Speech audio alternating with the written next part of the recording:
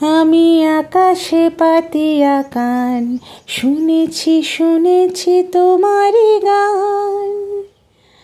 আমি তোমারে সঁপেছি প্রাণ গো বিদেশিনী।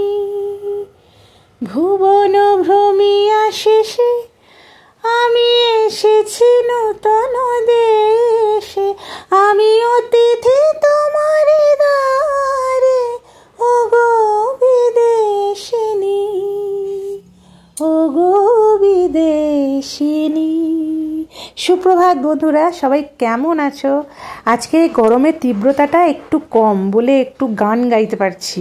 কদিন ধরে যা পরিস্থিতি চলছিল, তো আশা করছি তো সবাই ভালো আছো, আমিও ভালো আছি। আজকে একটা কথা তোমাদের সাথে শেয়ার করি, যেটা হচ্ছে এই যে আমি আমার এই ছোট বাগানটা, ছাদের মধ্যে কম বেশি কিছু গাছপালা আছে, তো যেগুলো তোমাদের সাথে শেয়ার করি। তোমরা হয়তো অনেকেই দেখো যাদের বাগানের পরিস্থিতিটা আমার থেকে অনেক ভালো, তারা খুব সুন্দরভাবে বাগান সাজিয়েছো বা ছাদে খুব সুন্দর বাগান আছে, বা আমার থেকে অনেক আরও বেশি ভালো গাছপালা লাগিয়েছো। তো তাদের উদ্দেশ্যে বলি, আমি মানে আমার প্রাচুর্যতা দেখাবার চেষ্টা করি না। আমি কিন্তু তোমাদের সাথে আমার পারিবারিক যে পরিস্থিতি, বা আমি যতটুকু আমার সাধ্যে আমার মানে পরিবারে আমি যেরকমভাবে আমার ছাদটাকে যেমন সাজানো, আমার ঘরটাকে যেমনভাবে সাজানো, আমি তোমাদের সাথে শেয়ার করার চেষ্টা করছি এবং আমি তোমাদের অবধি পৌঁছাবার চেষ্টা করছি। এই চেষ্টাটাকে তোমরা মানে অ্যাপ্রিসিয়েট করো, এটাকে অ্যাপ্রিসিয়েট করো, মানে ধরতে যেও না। আমি যেটা বলার চেষ্টা করছি যে আমার থেকে তোমাদের হয়তো অনেকাংশেই অনেক সুন্দর, বা অনেক কিছুই, ঘরও সুন্দর, ছাদ সুন্দর, অনেক গাছপালাও আছে, বা অনেক কিছুই হয়তো আমার থেকে অনেকাংশে মানে শতগুণ হয়তো ভালো। কিন্তু সেই জিনিসটাকে না দেখে তোমরা এতটুকু দেখো যে আমি তোমাদের অবধি আমার অংশকে তুলে ধরার চেষ্টা করছি। এটা যদি দেখো তাহলে আমাকে তোমাদের ভালো লাগবে। তো এই দর্শনটা পাল্টাবার জন্যই, আমি জানি না আমি কারুকে কোনো একজনের উদ্দেশ্যে বলছি না, আমার মনে হলো আর কি। তো এই যে আমি যে ঘর দেখাই, ঘরের ভেতরের ব্যাপার স্যাপার আমার গোছানো, বা আমার বা ইন্টেরিয়ার ডেকোরেশন যেটা, সেটা তোমাদের আমার বন্ধুদের মধ্যে অনেকেরই আমার থেকে অনেকাংশে বেটার, কিন্তু আমি সেই হিসেবে দেখাতে চাই না বা দেখাই না। আমি দেখাতে চাই যে আমি কিভাবে আমার ঘরটাকে গুছিয়ে রাখার চেষ্টা করি, বা আমি কীরকম টাইপের আমার কথাবার্তা, আমার রান্নাবান্না, আমার পারিবারিক, আমার সংসার, তোমাদের সাথে সেটা শেয়ার করার চেষ্টা করি একটা বন্ধুর মতো করে। সেখানে প্রাচুর্যতাটাকে কখনোই দেখানোর চেষ্টা করি না। অনেকাংশে অনেক বন্ধুই আছো আমার থেকে, তাদের অবস্থা অনেকাংশেই ভালো, এবং আমি চাইছি যে তারা অবশ্যই ঠিক এই জিনিসটা ভেবে আমার ভিডিওগুলো দেখো, তাহলে তোমরা ভালোবাসবে আমাকে। আর এটা আমি ভীষণভাবে চাই যে তোমরা আমাকে একটু ভালোবাসো এই হিসাবে। তো এই দেখো, মানে যেটা করছিলাম আগের দিন, তো তৃষার ওই শোকেসটাকে পরিষ্কার করেছি আজকে সকাল থেকে। এই আমার বই রাখার যে জায়গাটা, সেখানটাকে একটু ঝাড়াপোছ করলাম। আমি তোমাদের সাথে শেয়ার আগেও করেছি যে আমার পুজোর ঝাড়া বলে কিছু থাকে না, বা একটা যে পুজো আসার আগে যে একটা ঝাড়া পরিষ্কার আমি মাঝে মাঝেই প্রায়শই করে থাকি, এবং এটা আমার একটা ছোটোবেলা থেকেই এটা আমার স্বভাব। তো আমি সেটাও তোমাদের সাথে শেয়ার করেছি। আর এই আলুগুলো জানো তো, মাসখানেকের ওপর হয়ে গেল, যেহেতু ছোটো আলু সেহেতু পচেনি। তো এবারে আজকে চিন্তা করলাম কি যে এগুলোকে আমি আজকে উদ্ধার করব। দিমিত্রও বললো এগুলোকে এক কাজ করো, সেদ্ধ করে ভাজো, খোসা সমেত, খেতে খুব ভালো লাগে, পোস্ত দিয়ে, শুকনো লঙ্কা, জিরে দিয়ে। তোমরা কারা কারা ভালোবাসো, এটা কিন্তু ভাত দিয়েও ভালো লাগে। তো যেহেতু অনেক দিন হয়ে গেছে না, সেই জন্য খাবার সময় ছালটা একটু জিভে লাগছিলো, তো অনেকাংশে সেটা মানে ফেলে দিয়ে আবার তুমি যদি খেয়েও নাও তাহলেও ভালো, মানে ওটা শরীরের পক্ষে ফাইবারের কাজ করবে। তো যাই হোক, এটা হচ্ছে আজকের আমাদের ব্রেকফাস্ট। আজকে স্বামী স্ত্রী দুজনেই আছি। আর এই গরমের মধ্যে রুটি খাওয়াই তো বন্ধ হয়ে গেছে, ভাত খাচ্ছি দুবেলা, ওয়েট তো বাড়ছেই, কিন্তু এই এত দুর্ধর্ষ গরমে বন্ধুরা রুটি খাওয়া যাচ্ছে না।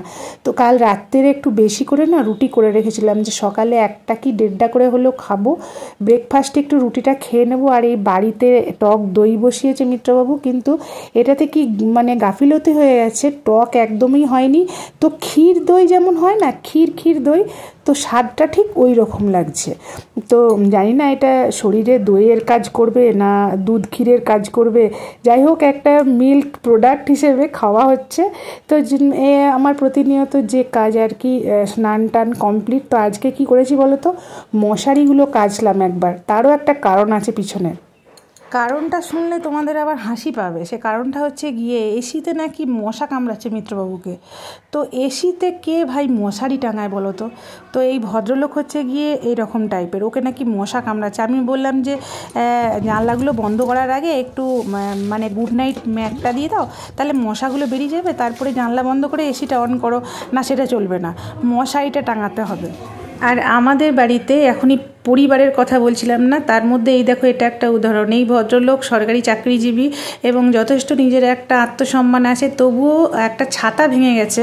তো সেই ভেঙে যাওয়া জায়গাটাতে প্রথমে সে নিজে সারিয়ে নেওয়ার চেষ্টা করছে, এবং যদি সারানো হয়ে যায় তাহলে সেটা দোকান অবধি যাবে না। এটা বাবাকেও, এখানের বাবাকেও দেখতাম, কোনো ইলেকট্রিকের জিনিস বা কোনো জিনিসপত্র কিছু হয়ে গেলে বাবাকে দেখতাম প্রথমে নিজে করার চেষ্টা করতো। এটা হচ্ছে আমাদের বাড়ির রীতিনীতি। প্রথমে আগে নিজে করে দেখা হয় যে সেটা পারা যাচ্ছে কি না, তারপরে সেটা দোকানে নিয়ে যাওয়া হয়। তো এর মধ্যে কোনো মানে ছোট হয়ে যাওয়ার বিষয় নেই। তো এইসব সাধারণের মধ্যেই কিন্তু অসাধারণত্ব বজায় থাকে আর কি, আমার যেটা মনে হয়। তো আজকে না একটা সিম্পল একটা ঝোল করব, মানে অগোছালোভাবে ওই পটল আলু ডিম দিয়ে একটা ঝোল, আর একটা করলার রেসিপি যেটা তোমাদের সাথে দেখবে শর্টসে শেয়ার করেছি। আর ওই আলু ভাজাটা তো আছেই অল্প, আর একটু স্যালাড কাটবো, ব্যাস এই খাবো আজকে। এই দুর্ধর্ষ গরমে না প্রতিদিন নিত্য নতুন রেসিপি করতে ইচ্ছা যাচ্ছে না। আর পেঁয়াজ কাটার মেশিনটা দেখলে তো, তোমাদের সাথে শেয়ার করলাম, ওটা না খুব ভালো পেয়েছি জানো তো, ব্লেডটা ভীষণ ভালো। আজকে তোমাদের সাথে কয়েকটা ছবি শেয়ার করব। সেটা হচ্ছে গিয়ে আমার 25 বছরের অ্যানিভার্সারি যখন হয়েছে, তখন তো আমি ব্লগ শুরু করিনি। তো তখন কিছু ছবি আমার কাছে আছে, ভিডিও তো নেই, ভিডিও থাকলে শেয়ার করতাম। তো সেই ছবি আছে কিছু। তো সেই ছবির মধ্যে কিছু ছবি দেখো তোমাদের সাথে শেয়ার করছি, মাকে নিয়ে। আমার এটা হচ্ছে শাশুড়ি মা, আর এইদিকে দেখো এই ছবিটাতে মিলু দিয়ে আছে আমার পিস্তত ননদ, এই পাশে ছর্দি রিক, পিছনে মা রয়েছে। তারপরে আরও অন্যান্য ছবিতে আমার মাসিমুনি আছে। এটাতে কে আছে? এটাতে মাই আছে। পরের ছবিটাতে দাঁড়াও যাই তোমাদের সাথে বলে দিচ্ছি, আমার যদিও বা ভালো করে ছবিগুলো নেওয়া হয়নি। এটাতে পিস্তত জামাইবাবু মানে আমার নন্দাই, পিছনে রয়েছে দেবাশিসদা, তমালদা মানে আমার আরও 2 নন্দাই, এই পাশে বুচুদি আর জয়াদি আমার যা হচ্ছে মাস্তত যা। তো পরের পর ছবিগুলো সবার সাথে, পুরো ফ্যামিলির সাথে, মাসিমণি, বড় মাইমা, এখানে মাসিমা, মেশামশাই, সবার সাথে মানে খুব আনন্দ হয়েছিল। আর তখন থেকে তো আমি ব্লগ শুরু করিনি, মেয়েদেরকে নিয়ে দেখো ছবি তুলেছি। রিকের মুখটা দেখো, কি দুষ্টু ছেলে বাবা। হ্যাঁ, এখন অনেকও শান্ত হয়েছে। তো এটা হচ্ছে ছর্দির ছেলে। তো তারপরে এর পরের পাতাতে আরও ছবি আছে। এইখানে কারা কারা আছে, এটা মা, মাসিমণি, বাবা আর মিত্রবাবু।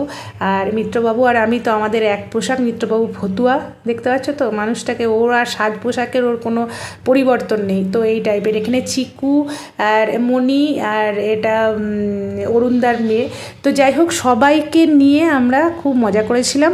আমি যদি তখন ব্লগ করতাম তো অবশ্যই ভিডিও করে তোমাদের সাথে শেয়ার করতাম। আজকের ভিডিওটা তোমাদের কেমন লাগলো অবশ্যই জানিও। যদি ভালো লাগে, এটা হচ্ছে দিয়া, দিশা আর মান্তু। এখানে তৃষার কোনো ছবি নেই। তৃষার প্রথমে বোধহয় একটা ছবি আছে, ভালো করে তোলা হয়নি। যাই হোক, কিছু ছবি তোমাদের সাথে শেয়ার করলাম। তোমাদের কেমন লাগলো অবশ্যই জানাবে। যদি ভালো লাগে তাহলে লাইক করতে ভুলো না। আর যারা নতুন আসছো আমার চ্যানেলে, তারা অবশ্যই চ্যানেলটিকে সাবস্ক্রাইব করো। সবশেষে বলি, সবাই খুব ভালো থেকো, সুস্থ থাকো। আবার আসছি নতুন একটা ভিডিও নিয়ে। Tata, by.